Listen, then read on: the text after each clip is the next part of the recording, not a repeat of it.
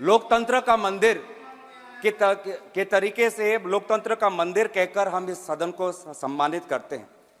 लेकिन सर 2014 के बाद धीरे धीरे हम एक सुनिश्चित योजना सत्ता पक्ष के द्वारा देख रहे हैं।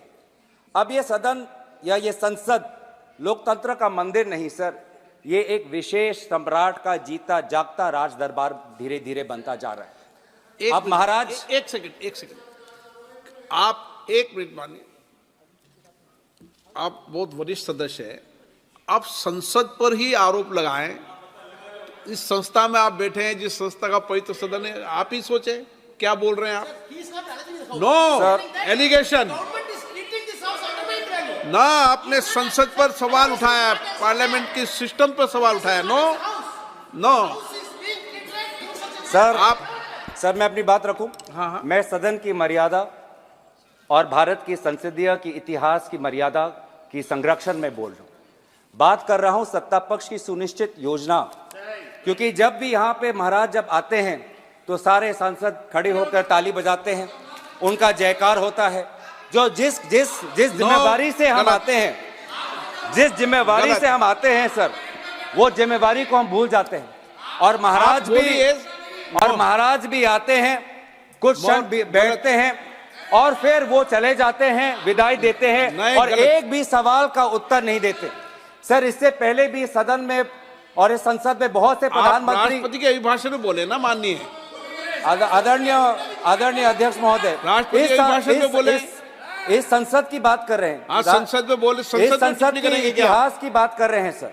इस संसद के इतिहास में बहुत से प्रधानमंत्री आए हैं, सभी प्रधानमंत्री ने अपने अपने कर्तव्यों का पालन करते हुए प्रश्नों का उत्तर दिया। लेकिन हमने शायद पहली बार हमने एक महाराज को देखा जिसने 5 साल में किसी भी विभाग का प्रश्न का उत्तर नहीं दिया। गलत सर, ये ख्वाहिश हो सकती है सर, ये उनकी व्यक्तिगत ख्वाहिश हो सकती है कि भारत की लोकतंत्र को राजतंत्र में परिवर्तित कर दे। ये उनकी व्यक्तिगत ख्वाहिश हो सकती है, लेकिन उनकी व्यक्तिगत ख्वाहिश में विपक्ष अटकलें डालेगा। आज हम सदन में हम देखें सर, रिकॉर्ड पे देखें, आज इसी सदन में हमने देखा कि पिछले सत्र में जब विपक्षी सांसदों को निलंबित किया गया था तो 14 बिल 3 दिन में पारित हुए। अभी तो शुरुआत हुई है, धैर्य रखिए। 2 घंटे से हम आपकी बातें सुन रहे हैं, अब आप भी दो सुनने का धैर्य रखिए। 2 घंटे से हम सब बैठे हुए हैं, अब हमारी बारी है और सुनने का धैर्य रखिए। 2 घंटे से हम सुन रहे हैं, अब माननीय सदस्य प्लीज, बोलना की शक्ति है। माननीय सदस्य प्लीज, आप नीतियों पर, कार्यक्रम पर कितनी भी तीखी आलोचना करो, लेकिन सदन के निर्णय पर मैंने पहले भी कहा था, आप सब वरिष्ठ लोग बैठे हैं, सदन के निर्णयों पर उंगली नहीं उठाएं। ना सदन के निर्णय पर उंगली नहीं उठा सकते आप। नो उठा सकते हैं अभी तक सर। आप बताइए। 78 सर, रूल 378। समय पूरा दीजिएगा सर। 378 समय पूरा दीजिएगा सर। स्पीकर के जो डिसीजन है सर, इस हाउस का जो डिसीजन है सर, इसके ऊपर कोई भी चर्चा नहीं हो सकती है, कोई भी आरोप नहीं लग सकता। 378 यही कह रहा है सर, और 378 के हिसाब से सारा एक्सपेंस करिए सर। भाजपा के दूसरे वक्ता ने देश के भूतपूर्व प्रधानमंत्री पे आरोप लगाया और कुछ नहीं हुआ, कोई नहीं रोका गया। महिलाओं पर आपत्तिजनक बातें की गई, कोई जब रोका नहीं गया। तो सर मैं बस तथ्य आपके सामने रख रहा हूं, मैं तथ्य आपके सामने रख रहा हूं कि इस 17वीं लोकसभा में out of 172 bills, 64 bills have been passed with less than 1 hour of discussion. This Lok Sabha, the current Lok Sabha, it will finish its 5 years without the position of Deputy Speaker being allocated to a member of the opposition. This 17th Lok Sabha, in the history of Lok Sabhas of India who have completed 5 years, will show the least number of sittings when it ends on Feb 9th. महामहिम राष्ट्रपति जी के अभिभाषण बोल रहे हैं, संसद में बोल रहे हैं। अध्यक्ष महोदय, मैं आप धन्यवाद। ये जो सुनिश्चित योजना है और लोकतंत्र को खत्म करके बोल रहे हैं, पीठ पे भी राजतंत्र को कायम बनाना, स्पीकर के राजतंत्र को की जो एक परंपरा यहाँ पे स्थापित करने की कोशिश सत्ता पक्ष कर रही है, इस राजतंत्रों को बनाने में भ्रम एक विशेष अस्त्र इनका होता है। भ्रम बहुत जरूरी है लोगों को भ्रमित करने में, और सर इसमें तो ये माहिर है, ये सरकार तो सर इवेंट मैनेजमेंट में डॉक्टरेट है, और लोग कहते हैं इवेंट मैनेजमेंट, मैं कहता हूं अटेंशन मैनेजमेंट। ये अटेंशन मैनेजमेंट में ये इन्होंने पीएचडी की है कि कैसे लोगों का ध्यान भटकाया जाए। हम कहते हैं कि मणिपुर में प्रधानमंत्री क्यों नहीं गए, 190 लोगों की मृत्यु हुई, 50,000 लोग बेघर हुए, वो कहते हैं G20 देखो, प्रधानमंत्री पेरिस में है वो देखो। हम कहते हैं कि नोटबंदी में 100 लोगों की मृत्यु हुई, कौन इसका जिम्मेवार है, वे कहते हैं कि इश्तिहार में पेटीएम का इश्तिहार आया है, उसमें मोदी जी का चेहरा है, आप वो देखो। हम कहते हैं कि चाइना आज हमारे जमीन पे कितना घुस आया है, चीन हमारे लद्दाख के किसानों के साथ मुठभेड़ कर रहा है, ये कहते हैं कि आप देखो कि मालदीव्स की तुलना में हम कितने ताकतवर हैं। हम कहते हैं कि अडानी पे सारे कोयला फैक्ट्री चला गया है, ये राहुल गांधी जी को निष्कासित कर देते हैं। किसान कहता है कि हर वर्ष मेरा किसान भाई लगभग 10,000 किसान आत्महत्या हो कर रहा है, युवा कह रहा है कि हम बेरोजगार हैं, महिला कह रहे हैं कि हम महंगाई से मर रहे हैं। आज आर्थिक असमानता बढ़ रही है, गरीब और गरीब, अमीर और अमीर हो रहा है। आज हमारे देश के 10% लोग 50% धन संपत्ति के मालिक है, और ये कहते हैं कि फास्टेस्ट ग्रोइंग इकोनॉमी है, लार्जेस्ट ग्रोइंग इकोनॉमी है। तो ये जो भ्रम का इस्तेमाल करते हैं लोगों के समस्याओं पर पर्दा डालने का, लोक शक्ति को कमजोर करने के लिए ये भ्रम का इस्तेमाल करते हैं, लोगों को एक माया जाल में फंसाकर राजा को ताकतवर बनाने का आज ये काम ये करते हैं। सर, मैं आदर करते हुए, प्रधानमंत्री जी एक साधारण घर से आते हैं, उनका मैं आदर करता हूं, और वो बहुत ऊंचाई तक पहुंच गए हैं। लेकिन दुख की बात यह है सर कि आज उन्होंने अपना सिंहासन इतनी ऊंचाई पर बना दिया है कि जमीन पर लोगों की समस्या आज उनके कानों तक पहुंचती नहीं है। बेरोजगार युवाओं के जो आंसू है उनको दिखाई देती नहीं। वो इतनी ऊंचाई पर है सर कि आज जब युवा कहता है कि मैं शिक्षित हूं, लेकिन 25 वर्ष के आयु से कम जो ग्रेजुएट है उसमें से लगभग 42.3% ग्रेजुएट बेरोजगार है, ये उनके ऊंचाई तक का उनके कानों पर नहीं पहुंचती। नौकरी की तलाश में सर आज हमारा युवा आज अवैध रूप धारण करके आज अमेरिका जा रहा है सर। हमने कुछ ही दिन पहले देखा कि कैसे 303 लोगों ने प्लेन चार्टर करके निकारागुआ तक गए, क्योंकि वो चाहते थे कि वो अमेरिका में जाए, कि वो रोजगार के तलाश में, नौकरी के तलाश में। आज ये है, हमने ये कुछ दिन पहले डुंकी एक पिक्चर आई, डुंकी सिर्फ पिक्चर नहीं है सर, डुंकी आज सच्चाई है। पिछले 5 वर्ष में सरकार ने खुद कबूल किया है कि अमेरिका में अवैध रूप से भारतीय नागरिकों का जाना पिछले 5 वर्ष में बढ़ चुका है। लगभग 2022-23 में लगभग 90,000 भारतीय लोगों ने अवैध तरीके से अमेरिका में घुसने की कोशिश की, कभी कनाडा के बॉर्डर पे, कभी मेक्सिको के बॉर्डर पे।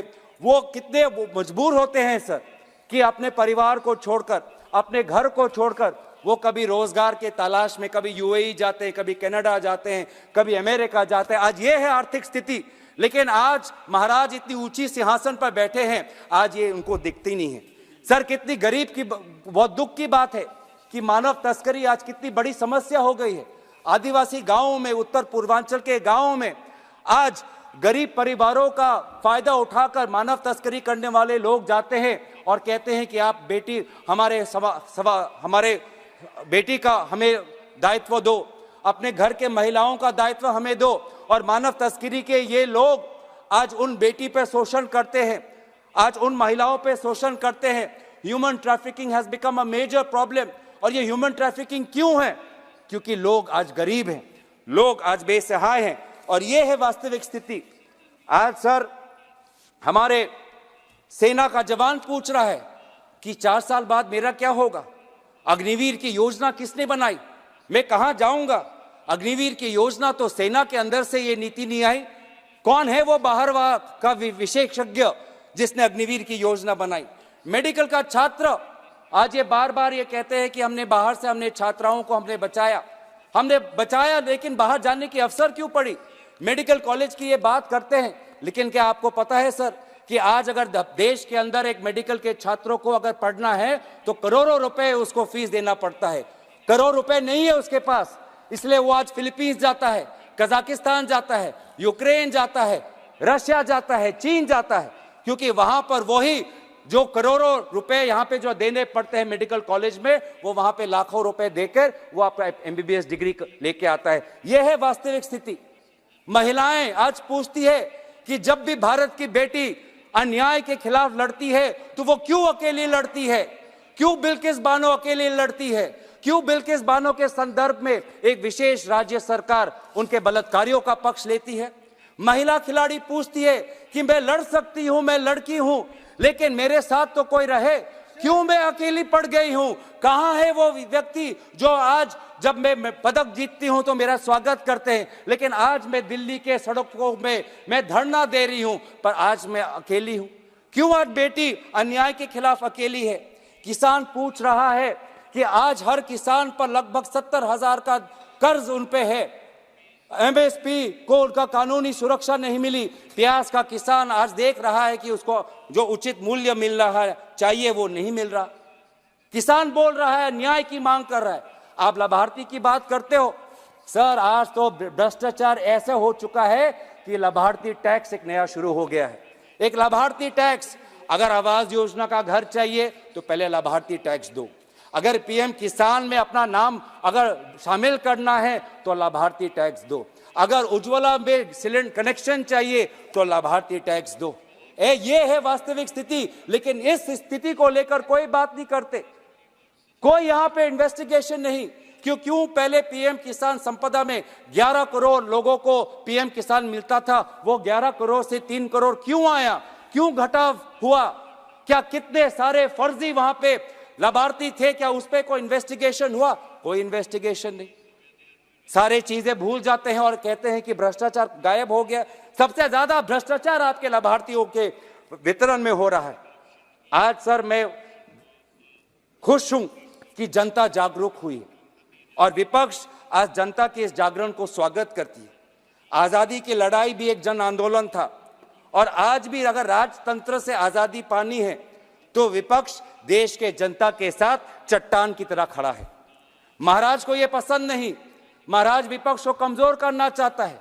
इनकम टैक्स के अफसर भेजते हैं, ईडी का अफसर हमारे पास आता है, सीबीआई हम पर आता है। मैं महाराज से यही कहना चाहता हूं, हम डरने वाले नहीं हैं, हम डरने वाले नहीं हैं। आप चाहे जितनी भी सरकार गिरा लो, आप चाहे जितनी भी सरकार परिवर्तन कर लो, बिहार में अगर सरकार बनानी है तो रातों रात मुख्यमंत्री का इस्तीफा और रातों रात उनका शपथ ग्रहण होता है। लेकिन झारखंड में हमारा पास बल है, झारखंड के पास हमारे ताकत है, लेकिन हमको 10 दिन का हमको इंतजार करना पड़ता है। मतलब बिहार के लिए नियम अलग और झारखंड के लिए नियम अलग। इस प्रकार की बातें आज हम कर रहे हैं।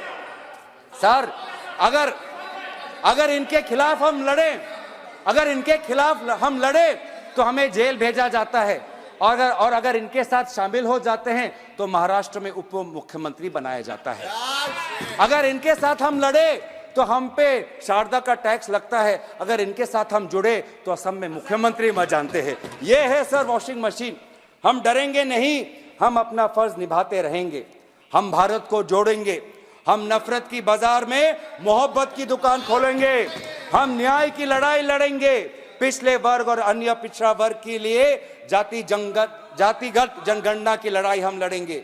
हम अनुसूचित जाति जनजाति जिनके लिए आज केंद्रीय विश्वविद्यालयों में, केंद्रीय सरकारों में लगभग हजारों के तादाद पे पद खाली हैं, आज उन केंद्रीय विश्वविद्यालयों में, उन केंद्रीय सरकारों में अनुसूचित जाति जनजाति का स्थान हो, उनको अपना हिस्सा मिले, हिस्सेदारी की लड़ाई हम लड़ेंगे। हम लड़ेंगे उन युवाओं के लिए, वो लगभग 1-1.5 लाख युवा जिन्होंने सेना के भर्ती के लिए पूरी परीक्षा पार कर ली, लेकिन आज भी वो सेना में भर्ती नहीं हुए। हम उनके मुआवजे के लिए हम लड़ाई लड़ेंगे। हम लड़ाई लड़ेंगे जम्मू कश्मीर के लिए, ताकि उनको पूर्ण राज्य का दर्जा दोबारा मिले और निर्वाचन दोबारा हो, लोकतंत्र की स्थापना वहां पे हो। हम लड़ेंगे आंध्र प्रदेश के लिए। For Andhra Pradesh, we gave a special category status. We promised them, and today again repeatedly, the Prime Minister has been betraying the people of Andhra Pradesh and denying them the rightful special status. We, the Congress Party, want special status for Andhra Pradesh.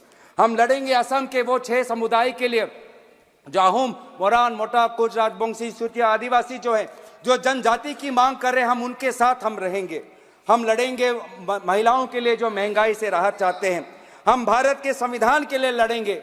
इस भारत के संविधान में sir लिखा है हम, इसमें मैं नहीं लिखा है, इसमें कोई एक व्यक्ति की दिव्य शक्ति नहीं लिखी है, इसमें भारत की लोक शक्ति का उदाहरण है। इसमें लिखा है कि हम भारत के लोग भारत को एक संपूर्ण प्रभुत्व संपन्न समाजवादी पंथ निरपेक्ष लोकतंत्रात्मक गणराज्य बनाने के लिए तथा उसके समस्त नागरिकों को न्याय, स्वतंत्रता, समता और बंधुता में बढ़ाने के लिए हम प्रयत्न करेंगे। ये है इस संविधान के प्रति, क्योंकि देश सर किसी व्यक्ति के दिव्य शक्ति से नहीं, देश संविधान से बनता है, देश आम नागरिकों से बनता है, देशवासियों से देश बनता है। तो सर हम लड़ेंगे इस भारत के संविधान के लिए, हम लड़ेंगे वसुधैव कुटुंबकम की संस्कृति के लिए, हम लड़ेंगे गंगा जमुना के तहजीब के लिए। सर बहुत दुख होता है सर, आज आपके पहले भी सरकारें थी, आपके बाद भी सरकारें आएंगी, लेकिन सर शायद हमने पहली बार ऐसा देखा है कि भारतीय होने का गर्व सत्ता पक्ष सिर्फ सत्ता के मापदंड से देखती है। जब 2014 से पहले इनके पास सत्ता नहीं थी तो उनको भारतीय होने का शर्म होता था। प्रधानमंत्री जी दक्षिण कोरिया में जाकर कहते हैं कि 2014 से पहले भारत में जन्म लेना शर्मनाक बात थी। कितनी अफसोस की बात, आप देख लीजिए सर, मैं रिकॉर्ड पे डाल दूंगा, कितने अफसोस की बात है, अफसोस की बात है। लेकिन मैं संयुक्त राष्ट्र में देश के विदेश मंत्री ने क्या कहा, मैं वो पढ़ना चाहूंगा। उन्होंने कहा, इस सदन में प्रधानमंत्री सदन के नेता होते हैं, हम कोई भी टिप्पणी कोई भी बात कहें तो बिना प्रमाणित तथ्यों के सदन की गरिमा आप उनको बनाना चाहिए। सर आपका सम्मान करते हुए, और आप मुझे भी जानते हैं कि मैं कोई भी बातें बिना तथ्य के बिना सबूत के नहीं रखता, ये आपके प्रति मेरा आदर है।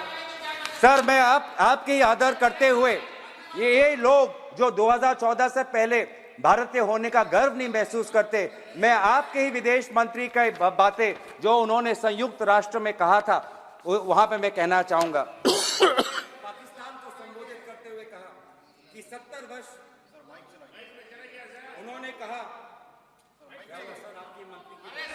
उन्होंने कहा पाकिस्तान को संबोधित करते हुए कि 70 वर्ष के दौरान भारत में बहुत सारे राजनीतिक दलों की सरकारें बनी, लेकिन सभी ने विकास की गति को जारी रखा। हमने विश्व प्रसिद्ध इंडियन इंस्टीट्यूट ऑफ टेक्नोलॉजी बनाई, इंडियन इंस्टीट्यूट ऑफ मैनेजमेंट बनाए और all India institute of medical science जैसे बड़े अस्पताल बनाए। लेकिन आपने क्या बनाया? आपने आतंकवादी ठिकाने बनाए, टेररिस्ट कैंप बनाए। हमने स्कॉलर्स पैदा किए, इंजीनियर्स पैदा किए, डॉक्टर्स पैदा किए। आपने क्या पैदा किया? ये जो 70 वर्ष का जो विवरण किया है, ये आदरणीय सुषमा स्वराज जी ने विदेश मंत्री के पद पर रहते हुए भारत की गरिमा को उन्होंने सुरक्षित रखा। और कितनी अफसोस की बात है कि आप 2014 से पहले भारत के प्रति आप कोई गर्व नहीं महसूस करते। सर हम भारत के होने का हम गर्व महसूस करते हैं। 2014 के पहले भी, आज भी जब हमारे पास सत्ता नहीं, आज भी हम भारतीय होने का हम गर्व महसूस करते हैं और हमेशा हम करते रहेंगे। लेकिन सर मैं अंत में ज्यादा समय ना लेते हुए बंकिम चंद्र चटर्जी के वंदे मातरम की कुछ पंक्तियां कहकर अपनी वाणी को मैं विराम देना चाहूंगा। त्वम ही दुर्गा दश प्रहरण धारिणी, कमला कमल दल विहारिणी, वाणी विद्यादायिनी, नमामि त्वाम नमामि, कमलाम अमलाम अतुलाम, सुजलाम सुफलाम मातरम, वंदे मातरम। भारत कब विकसित होगा? ये कोई अंतर्राष्ट्रीय संस्था या कोई विशेष व्यक्ति नहीं। भारत तब विकसित होगा जब हम संविधान के अनुसार सामाजिक, आर्थिक और राजनीतिक न्याय सबको मिलेगा। भारत तब विकसित होगा जब विचार, अभिव्यक्ति, विश्वास, धर्म और उपासना की स्वतंत्रता सबको मिलेगी।